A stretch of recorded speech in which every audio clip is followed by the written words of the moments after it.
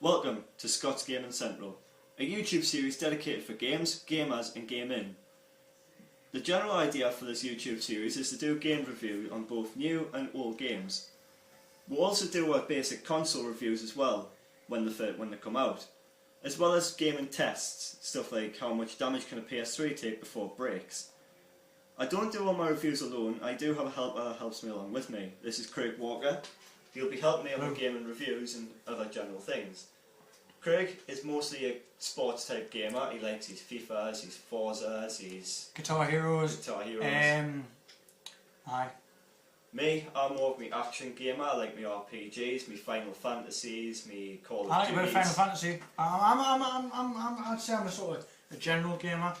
Like, yeah, I like a bit of everything. I would say that I'm the same, but they're the games I take games like Buffy Argan for a bit of everything. Pretty much what we're aiming to do on this episode, since it's an introduction, is basically put two little reviews of two games into this episode. We'll be reviewing Grand Theft Auto San Andreas, an old game that came out on the PS2. In 2004. As well as The Sims 3 for the Xbox 360. So, we're hoping you'll enjoy this video, and please leave your comments in the comment section below. So please leave kind comments to this series. Thank you very much. Right, this is the old classic Grand Theft Auto San Andreas, brought out for the PS2 in 2004. It's an absolutely great spin on the series. It was the last title to come out for the PS2 before the PSP versions got ported. It's vastly bigger than Vice City in lots of ways. You can swim, there's so many more places to explore. If I'll pause, the map is absolutely massive. If you look at that, it's so vast. There's just so much to explore, there's so many more missions. The story is just unbelievably more advanced to what Vice City and Grand Theft Auto 3 were. It's just on another level. You can buy properties. Right at the minute, what you're experiencing is that I've been through all 4 islands what there is. You're back to the first island you start on, and basically it's just riot and you've got to take over as much territory as you can. And sorry for me, like crappy gameplay that I'm used to be playing on the Xbox. But yeah, so it's just a great game, and if you bear with us, I'll show you how to take over some gang territory. Oh, there's some ballas. Here we're going. So basically what you got to do is take over gang territory to progress to the next mission, actually, which I'm stuck on. You see there, I've provoked a gang war, which basically means your bit of territory flashes in red, and you've got to defeat all the ballas and survive 3 waves of attack. And when you do, you get that territory, and you've got to defend all of the time, which can prove to be a little bit tedious, but hey, that's games for you. As you can see here, I'm using a semi-automatic, little bit of a weapon there, and it's proven to be very effective. Oh, there's some little ballas. Okay, bastards. Oh, sorry for my language. Seems like the beef fleeing out. They do that. But oh, look at me, I'm fleeing out my own area. I've survived the first wave. Oh, there's some. Oh, they've gone. So if you had to score this game, Craig, what would you give it? For the console generation that it's on, the year it came out, and the actual gameplay, I'd probably definitely give it a 9. Because as soon as I got it the day it came out, and I was on it for hours. I mean, for the improvements to the last game, I mean, Grand Theft Auto Vice City, I mean, you know, it's a pretty genre-defining game, as Grand Theft Autos are, but San Andreas just took it to a new level, as did Grand Theft Auto 4. Grand Theft Auto 4, again, for the Xbox 360, is just a genre-defining title, in my opinion. I think what I liked about Vice City was the fact that they inserted the clothes changing ability. Then obviously on this one they've made it so you don't only have to wear the suits that you get given, you can actually wear your own gear, like what you wanted to wear. Yeah, you can customise your outfits totally on this, whereas on Vice City it's more like an outfit. Oh, I've changed my gun. Oh no! Sorry ladies and gentlemen, that is me dying. Oh my god, what are they doing? Bad fuckers, you lost your hood. The hood is yours. And what should I do now? You could probably show. I'm going to nick off in this police car. So the screen to get to. Hopefully I don't get blown up on the way. Oh, and I've pushed my tyre. Alright. And here we're going to clothes shop. Just going to be a little spin around. Little clothes shop. I mean, most of you have probably seen this game before, like, but you know. It's nice to do. This is a Rockstar game spin on gas. Step into the marker as you do, and you'll be given a list of torso, legs, shoes, chains, watches, shades, and hats. This is where it does get a bit laggy. If you want to try and say the blue hoodie, check the blue hoodie. You've got this tedious thing if he tries it on, comes out and shows you, and you've got to accept it or not. Which can get a bit annoying if you just want to like change. See, I don't want that one because it's turd. I'm just going to stay the way I am, but it can get laggy if you're going through things. Personally, the only thing you could have done with this was improved it. Was to, before you bought it, have a little preview screen of what it was. Yeah. Then you would know if you wanted it or not. But for 2004, bloody fantastic game. Great. Now it's over to Scott reviewing The Sims 3 on Xbox 360. In this review, we're going to do The Sims 3. This was released in 2010, and it was the 5th installment of The Sims that came to console. As you can see, it was like really realistic compared to the other ones. Your characters you could set a level of how much will they have themselves if you leave them. Your age span, you could have a normal age span. It could be epic or it could be short.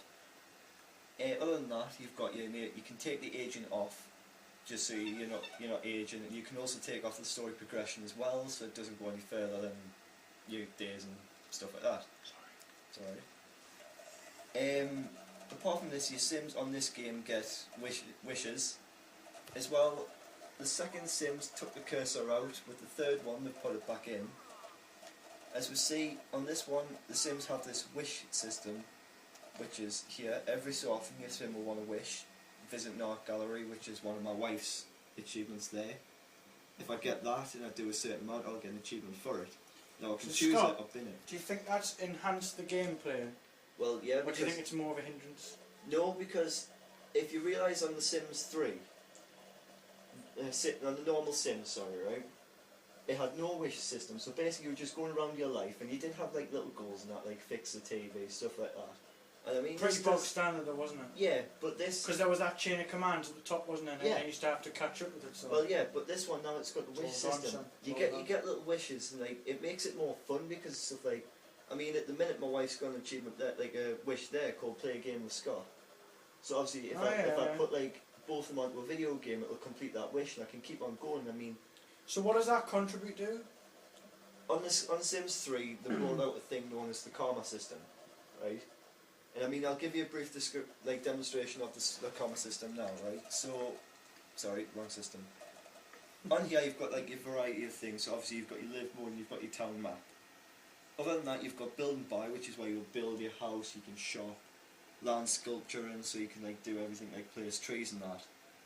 The karma powers are a new thing that was put into The Sims 3. So here we'll have a list of good karma points and bad karma. So obviously, if you don't like someone, you might, like a Sim is being nasty in that you can use this thing called epic fail, which makes everything in the household of the one who's infected, their tasks will be bad, so obviously they'll lose karma, they'll start to fail in love, their career, they could even get like fired, they can even get kicked out of the house. The good ones are like you can get stroke of genius, which is here, gives you an accelerated amount of genius for a certain amount of time, so you learn skills faster and that.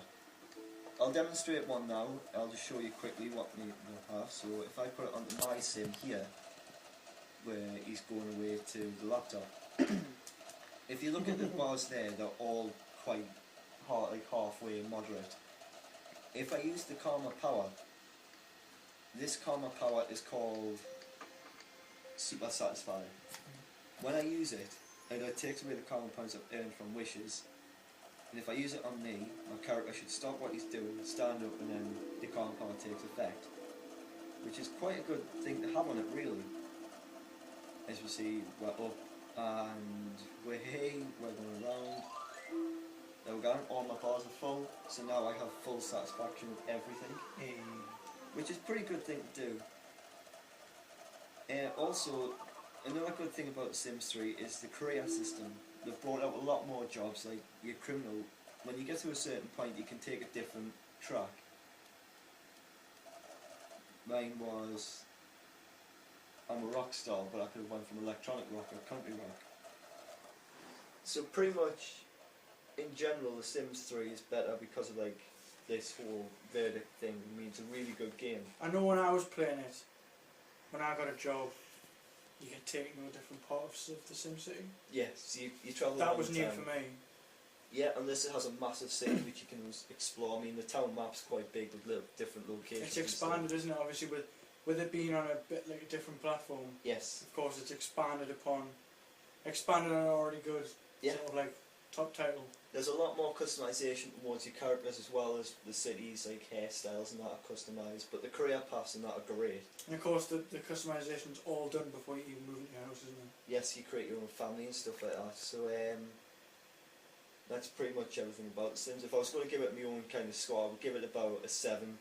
Because even though it is a great game, it does have its aspects where it lacks, like, you know, like, you can't, if your sim goes to a shop, you can't follow the sim into the shop, you've got to wait outside until your sim comes back out.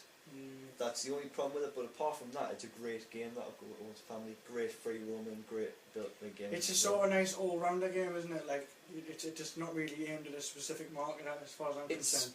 I usually you could aim it at pretty much anybody. Yeah. Anyone would probably get to grips with how to use it pretty easily. I usually play The Sims when I'm relaxing. Like if I'm going to go to bed or I just want to chill and day, I'd usually start off by playing The Sims.